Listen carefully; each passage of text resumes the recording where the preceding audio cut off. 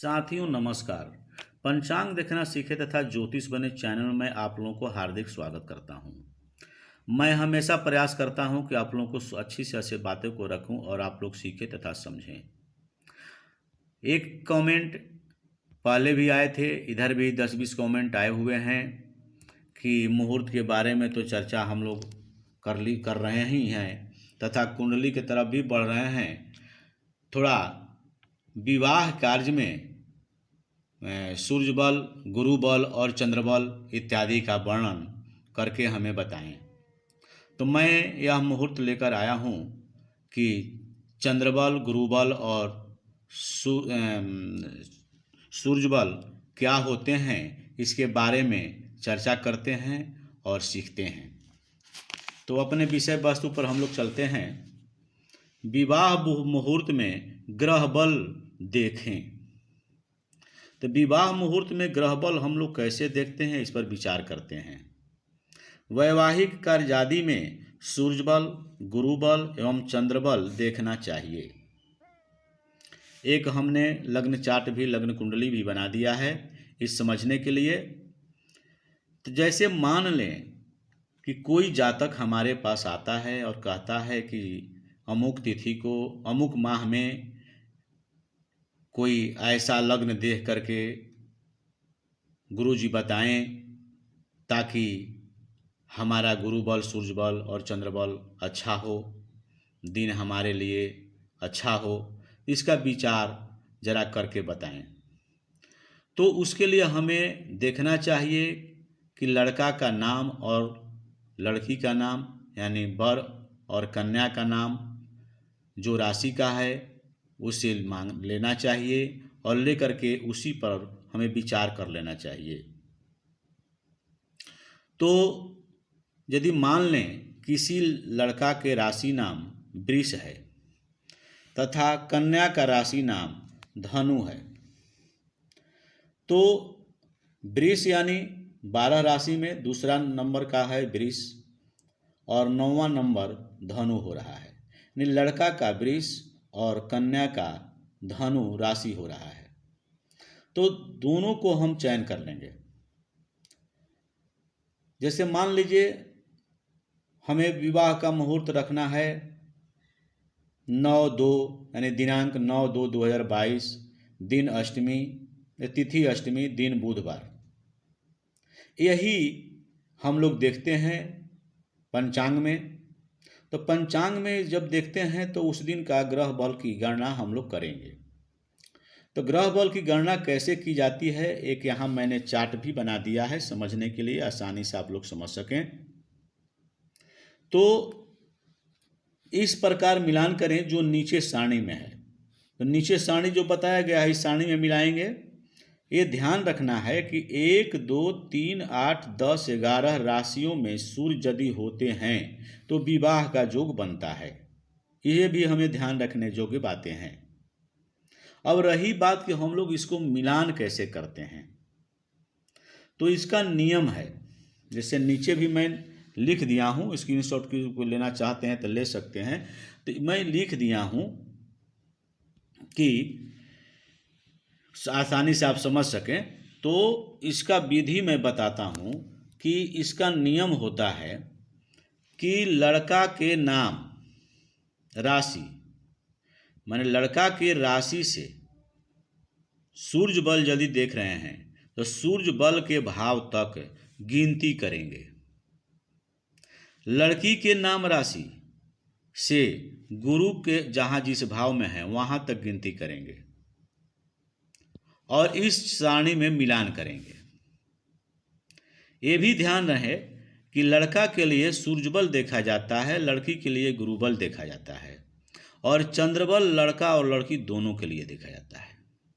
जैसे यहाँ देखिए मैंने लिख भी दिया है कि इसके लिए है लड़का कन्या, और यहाँ पर लड़का और कन्या दोनों के लिए देखा जाता है। तो देखेंगे, जैसे मान लीजिए कि 2 है, यानी वृष 2 हुआ लड़का का राशि, तो हम पहले सूर्य बल देखते हैं। तो सूर्य बल देखते हैं कि लड़का का राशि कितना है 2, तो 2 यहाँ पर है अंक, तो यहाँ से गिनती करेंगे जहाँ पर सूर्य हैं। तो 1 2 3 4 5 6 7 8 9, यानी 9वें स्थान जो हमें प्राप्त हुए वो सूर्यबल का 9 अंक हुआ। यहाँ पर देखिए बना भी मैं दिया हूँ 9 सूर्यबल हो गया। अब उसके बाद देखेंगे कन्या के राशि का। तो कन्या का राशि जो है 9वां स्थान 9वां है, यानी धनु राशि है। तो धनु राशि से हम कन्या का गुरु बल देखा जाता है, इसलिए देखें 9 यहाँ पर है और हमको गुरु बल देखना है कन्या के लिए। तो 1 2 3 यानी 3 हो गए। देखिए यहाँ पर गुरु बल 3 लिखा हुआ है। अब ये हमें गुरु बल सूर्य बल और गुरु बल लड़का और लड़की का पता चल गया। अब रह गया कि हम नियम कहता है कि चंद्रबल जो है वर और कन्या दोनों के लिए देखा जाता है।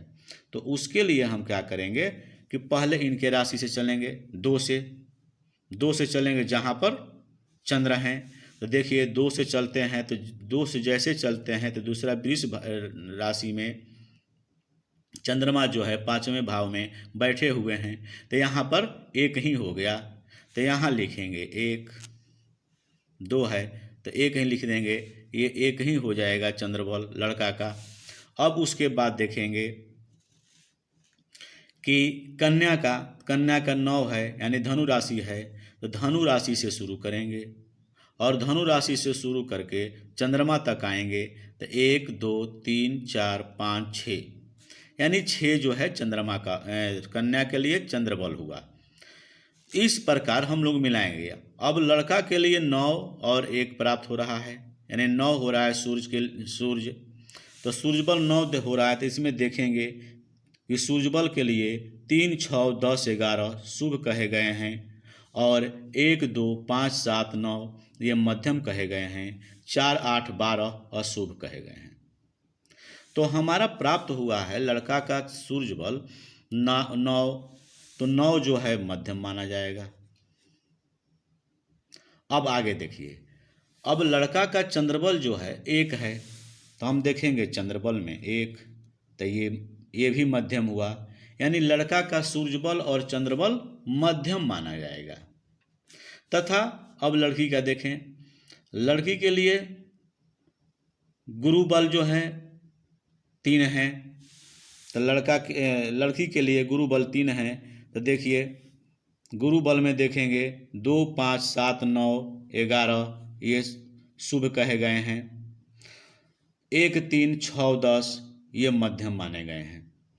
तो हमारा जो बल आया लड़की का 3 आया है, तो 1 3 ये भी मध्यम हुआ। 4 8 12 अशुभ कहे गए हैं, यानी तीनों बल में 4 8 12 भाव जो है अशुभ कहे गए हैं, अंक जो है अशुभ कहे गए हैं।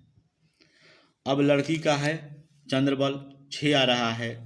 तो 6 आ रहा है, तो देखिए 3 6 7 10 11 ये जो हैं लड़की के लिए 6 जो हुआ वो शुभ हुआ, उच्च स्थान हुआ, अच्छा बल प्राप्त हुआ, इसे शुभ कहा जाता है।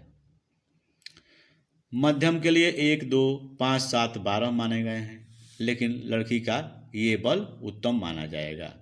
इस प्रकार हमें चंद्रबल, गुरुबल और शुक्रबल का विचार चंद्रबल, गुरुबल और सूर्यबल का विचार करना चाहिए। ये भी हमें ध्यान रखना चाहिए मिलाते समय कि यदि सूर्यबल मध्यम हो परंतु 13 अंश या सूर्यबल मध्यम हो या 13 अंश या उससे अधिक हो तो चंद्रबल के लिए आप उस भाव के स्थान को शुभ माने जाएं तथा उनका पूजा आदि करा के आप कर सकते हैं। तथा स्वराशि में सूर्यबल के लिए 13 डिग्री तथा उससे अधिक चंद्रबल के लिए 12वें भाव स्थान में हो तो उसे शुभ माना जाता है। तथा स्वराशि या ऊंच भाव में हो, ऊंच स्थान में बैठे हुए हो तो उन्हें भी हमें शुभ माना जाता है।